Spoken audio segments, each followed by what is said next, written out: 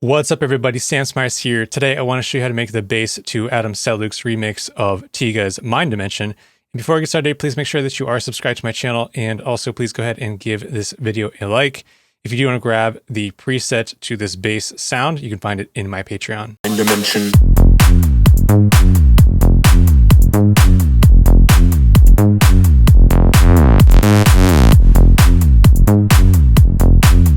That is the bass I'm going to show you how to make today. I do have kickstart on it, so let me solo this bass so you can hear how it sounds.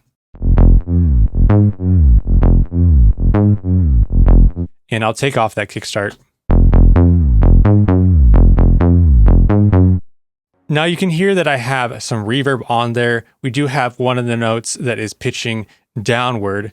And let me break that down for you. So the reverb, I am just using Ableton's stock reverb, and I adjusted this. You can look at the settings that I used. I low cut it because we do have a bass sound. I just wanted to take out some of the frequencies in that bass area, just get that high end reverb frequency, the high end information from the reverb. And then I also have the dry and wet at about 15%.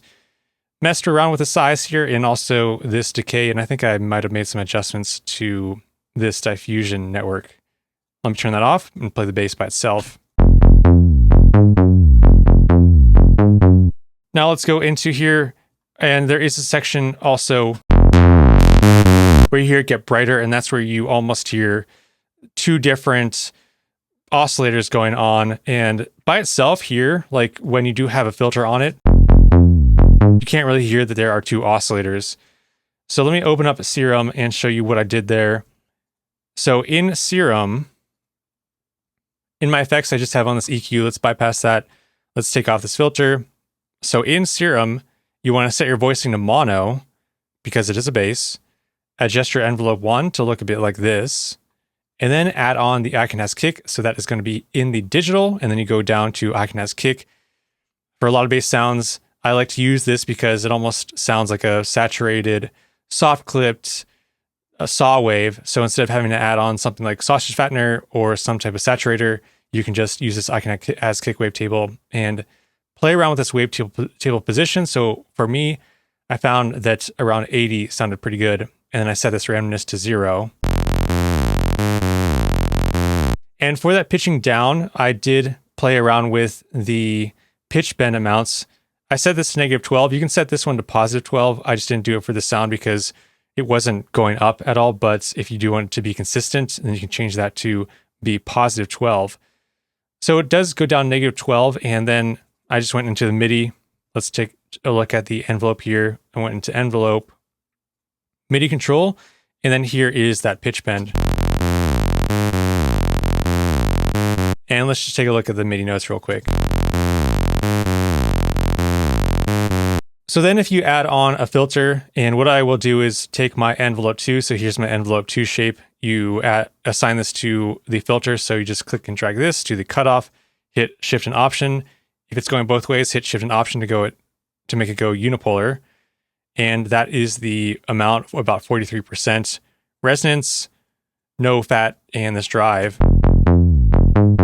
Now that's what that bass sounds like by itself, but when it opens up, that's when I hear like that second oscillator going on. And that's why I added on this oscillator B. And for the oscillator B, it is a saw wave in the default shapes, octave at -2 as well. The fine tuning is 35 and the randomness is 0. And the level is about 41%.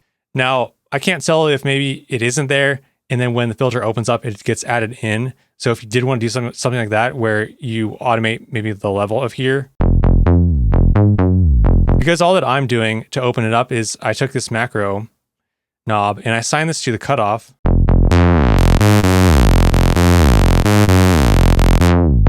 So you can hear both of them together, or you could just automate the cutoff here, this knob. And you could also just take this, assign it to the level. So what I had the level at about 40%. So maybe I'll do something like this. And you can assign the level of this oscillator B to a macro knob if you did want to take it off for when the filter is on, and then when it opens up, if you want to add a bucket back in, then you can just automate this macro as well. Let's undo that.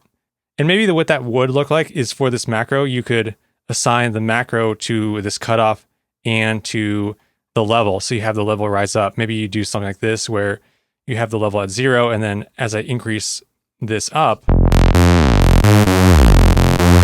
you bring in that oscillator B. I didn't really do that for this sound, but if that is something that you think would be a cool way to alter it by automating this macro knob, then that is something to think about. That's an option. So let's put this back at 41%. Then I went into the effects section and I felt like I needed to add a lot more bass. And that is what I did here. Just added some bass in the frequencies around 47. The gain is 5 dB, and then also around 250 hertz or so.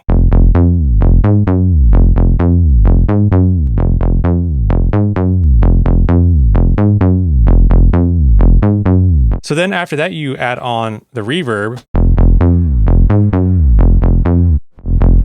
then the kickstart, and then you can mess around with your automation. For me, I used the macro knob to automate it. You could automate also just your cutoff. To get this to pop up, what you do, in case you don't know, you just hit this configure, and then you tap on the parameter you want to automate. So you would automate this cutoff, you just tap on the cutoff, and then that pops up, and then you can automate the cutoff like that. Take that off, and then you just right click on it, show automation, and then that should be your cutoff automation. Because I'm using the macro knob, I don't need that. So I'm just gonna highlight this, click on it, and then hit delete, and that's how you remove it.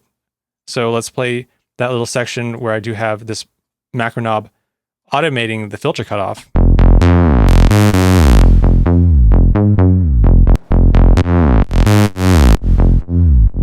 Really nice bass sound. If you do want to grab this preset, you can find it in my Patreon. Thank you so much for watching.